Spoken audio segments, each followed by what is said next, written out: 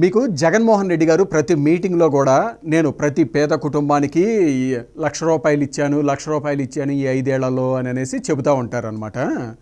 మరి ఆయన డబ్బులు ఏదో ఇచ్చినట్లు ఒకవేళ ఆయన చెబుతున్నట్లు అది ప్రభుత్వ డబ్బుల్ని ప్రతి పేద కుటుంబానికి ఈ 5 ఏళ్లలో ₹1,00,000 ఇచ్చాను కుటుంబానికి అని అనేసి ఆయన చెప్పడం ఉద్దేశమే అయితే మనం కూడా అందుకే ప్రతి కుటుంబాన్ని కంపేర్ చేద్దాం అన్నమాట.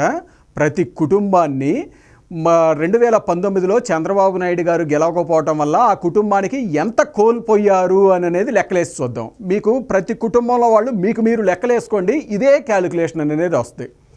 మీకు ఫస్ట్ మనం గ్రామీణ ప్రాంతంలో పేద మధ్యతరగతి కుటుంబాన్ని ఎగ్జాంపుల్గా తీసుకున్నాము అనుకోండి. మీకు ప్రతి కుటుంబంలో కూడా పెన్షన్ తీసుకునే వాళ్ళు ఒకళ్ళు ఉంటారు దాదాపుగా. మీకు చంద్రబాబు నాయుడు గారు ఏమని హామీ ఇచ్చారు? 2019లో గెలవగానే పెన్షన్ 3,000 చేస్తాను అని అనేసి చెప్పారనమాట. మీకు బాబు గారు 2014లో గెలిచిన తర్వాత 200 పింఛన్ని ₹1,000 ఇమీడియట్గా చేశారు. అలాగే ఆ తర్వాత 2,000 చేశారనమాట. జగన్మోహన్ రెడ్డి గారు ఎప్పుడైతే చంద్రబాబు నాయుడు గారు 2,000 చేశారో పింఛన్ని, ఈయన 3,000 చేస్తాను అని హామీ ఇచ్చారు. అలాగే అంతకుముందే చంద్రబాబు నాయుడు గారు కూడా 3,000 అని హామీ ఇచ్చారు. అయితే జగన్మోహన్ రెడ్డి గారు ఏం చేశారు? గెలిచిన తర్వాత 3,000 ఇమీడియట్గా కాదు, నేను పెంచుకుంటా పోతాను అని అనేసి చెప్పేసి ఎలక్షన్కి 2-3 నెలల ముందు ఇచ్చారనమాట. సో అదే బాబు గారు గెలిచినట్టయితే బిగినింగ్ నుంచి మనకి 3,000 అని అనేది ఉండేది.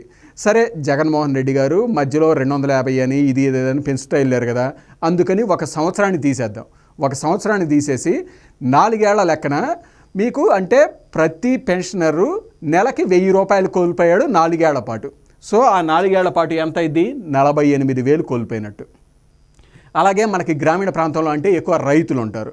మీకు రైతులను చూస్తే మీకు గతంలో ఏదైతే ధాన్యం అనేది అమ్మిన తర్వాత 2 వారాల్లోపే మనకి డబ్బులు అనేవి చేతికి వచ్చాయి అనమాట.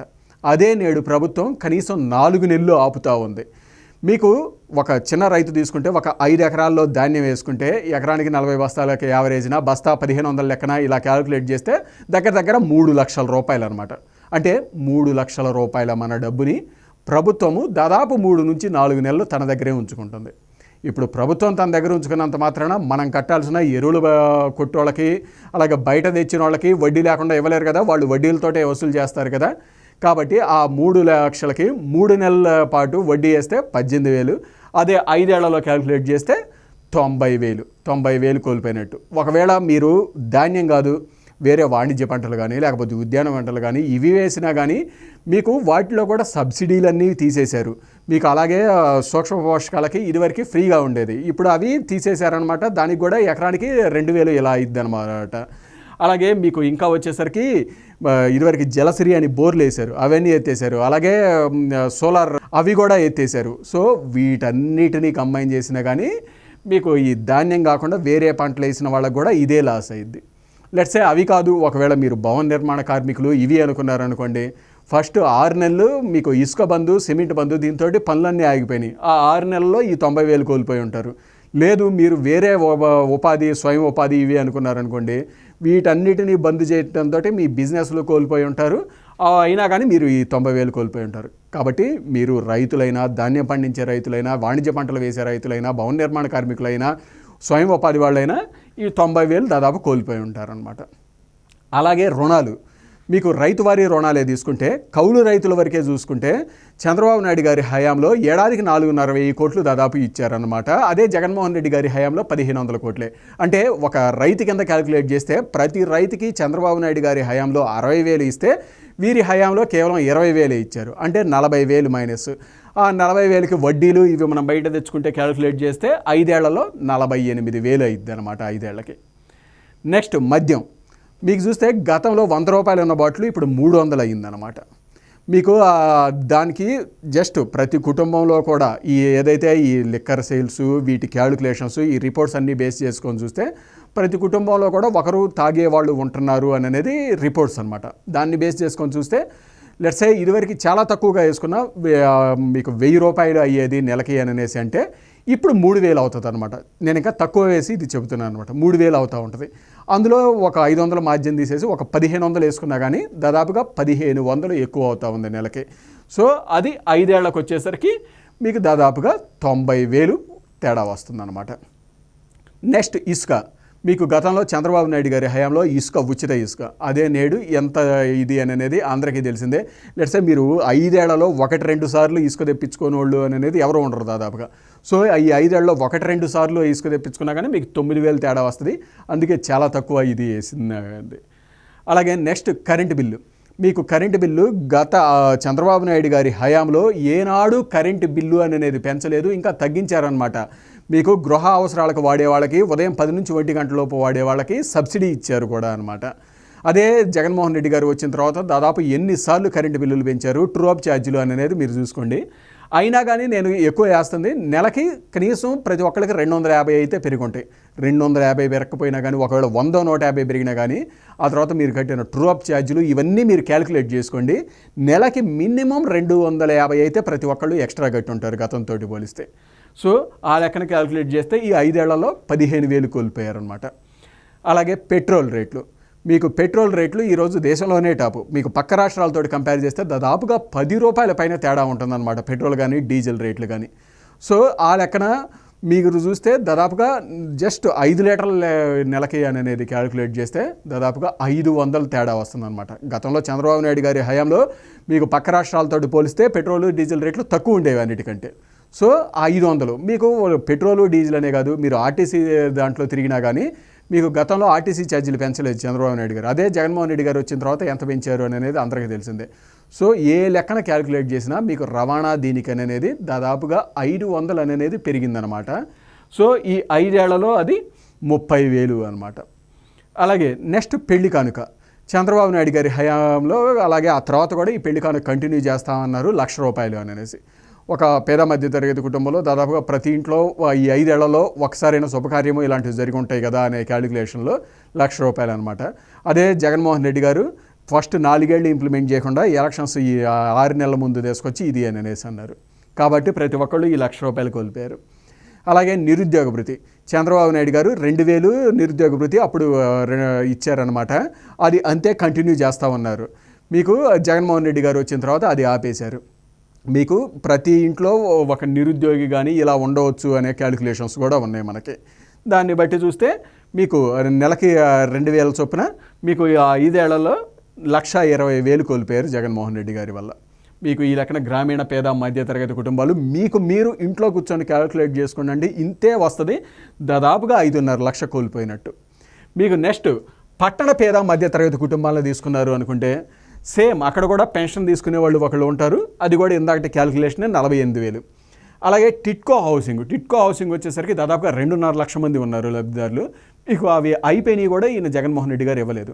మీకు దానికి రెంటల్ క్యాలిక్యులేట్ చేసుకున్నారనుకోండి నెలకి తక్కువ 5,000 అనేది మీరు బయట ఇప్పుడు అయి ఉంటుంటారు కదా, 5,000 అనేది క్యాలిక్యులేట్ చేసుకుంటే సంవత్సరానికి 60,000. ఈ 5 ఏళ్లలో 3 లక్షలు కోల్పోయినట్టు అనమాట.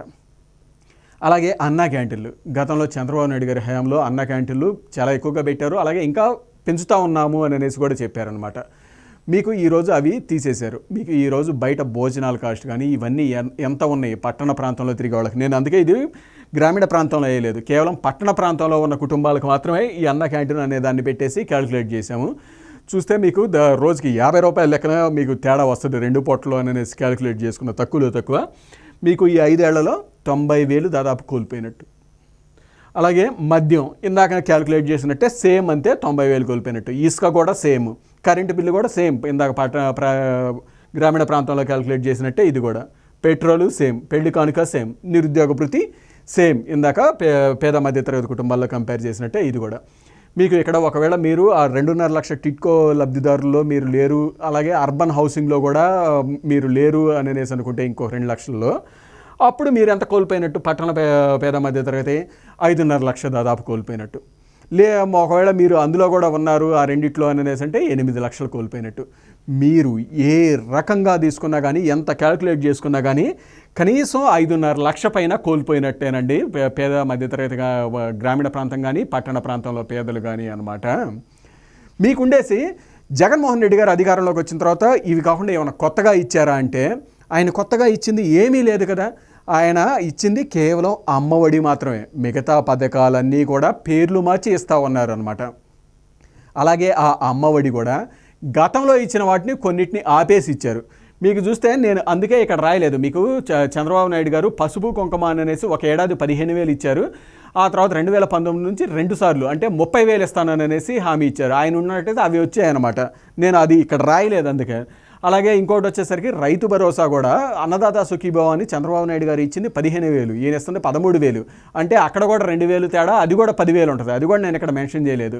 అలాగే పండగ కానుకలు ఇచ్చేవారు చంద్రబాబు నాయుడు గారు, ఈయన వచ్చినాక అవి రద్దు చేశారు, అది కూడా నేనేం మెన్షన్ చేయలేదు ఇక్కడ. అలాగే విదేశీ విద్య అనేసి అవి కూడా నేను మెన్షన్ చేయలేదు అనమాట.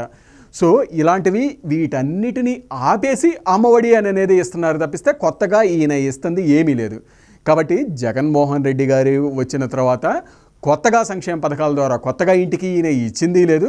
కానీ చంద్రబాబు నాయుడు గారిని గెలవించకపోవటం వల్ల మనము ప్రతి ఇల్లు మీరు క్యాలిక్యులేషన్ మీరంతటా మీరు వేసుకోండి, దాదాపుగా 5.5 లక్ష కోల్పోయారండి. మినిమం 5.5 లక్ష అనేది కోల్పోయారు, చాలా తక్కువ క్యాలిక్యులేషన్ వేస్తేనే. అలాగే ఇదొక్కటనే కాదండి, సంక్షేమం అనే కాదు, మీరు మిగతా అభివృద్ధి కార్యక్రమాలు ఇది చూసుకోండి. ఉపాధి అనేది ఎవరి కాళ్ళ మీద వాళ్ళని నిలబట్టమని అనేది మనకి మెయిన్ అది ఉండాలి. మీకు చూస్తే చంద్రబాబు నాయుడు గారి హయాంలో మీకు పెట్టుబడుల దాంట్లో దేశంలో టాప్ 5లో నిలిచిందండి ఆంధ్రప్రదేశ్, టాప్ 5లో నిలిచింది. అదే జగన్మోహన్ రెడ్డి గారి హయాంలో 14వ స్థానానికి పడిపోయింది దేశంలో. ఇవన్నీ కేంద్రం ఇచ్చిన రిపోర్ట్స్లే, మనం చెబుతున్నది కాదు కదా. అదే జగన్మోహన్ రెడ్డి గారు ప్రభుత్వమే అధికారికంగా ప్రకటించింది కూడా దాదాపుగా 6 లక్షల పైన కొత్త ఉద్యోగాలు చంద్రబాబు నాయుడు గారు తీసుకొచ్చారని. అలాగే కేంద్రం రిపోర్ట్స్లో కూడా టాప్ 3లో నిలిచింది ఆంధ్రప్రదేశ్ చంద్రబాబు గారి హయాంలో. అదే జగన్మోహన్ రెడ్డి గారి హయాంలో 14వ స్థానానికి పడిపోయింది అని అనేసి, చిట్ట స్థానానికి పడిపోయింది అని చెబుతున్నారు. సో అదే మనకి ఈ ఉపాధి కల్పన ఇవన్నీ జరిగితే మీకు ఎక్కడైనా కంపెనీలు వస్తే ఏ రకంగా ఆ చుట్టుపక్కల ఆ కంపెనీలో ఉపాధి పొందేవాళ్ళే కాదు, ఆ పక్కన రెస్టారెంట్స్ కావచ్చు, లేకపోతే లాడ్జింగ్ అండ్ బోర్డింగ్ కావచ్చు, లేకపోతే ట్రాన్స్పోర్ట్ కావచ్చు, అలాగే వాటికి సప్లై చేసే చిన్న చిన్న మెటీరియల్స్ దానికి కావచ్చు, ప్రతి ఒక్కళ్ళకి ఉపాధి అవకాశాలు, వ్యాపారాలు ఇవన్నీ జరుగుతూ ఉంటాయి అన్నమాట. అలాగే మీకు రాజధాని కన్స్ట్రక్షన్స్ ఇవి జరుగుతూ ఉన్న పోలవరం కానీ, దీని ద్వారా నీళ్లు ఇదంతా బాగా వచ్చినా కానీ, రైతుల ఆదాయం పెరిగినా కానీ, మిగతా చుట్టుపక్కల వ్యాపారులు వీళ్ళందరి ఆదాయం పెరుగుద్ది అనమాట.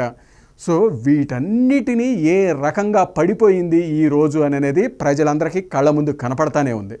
కాబట్టి ప్రజలందరూ జగన్మోహన్ రెడ్డి గారు ₹1,00,000 ఈ 5 ఏళ్లలో ఇచ్చాను అని అనేసి చెబుతూ ఉన్నాడు ప్రతి కుటుంబానికి.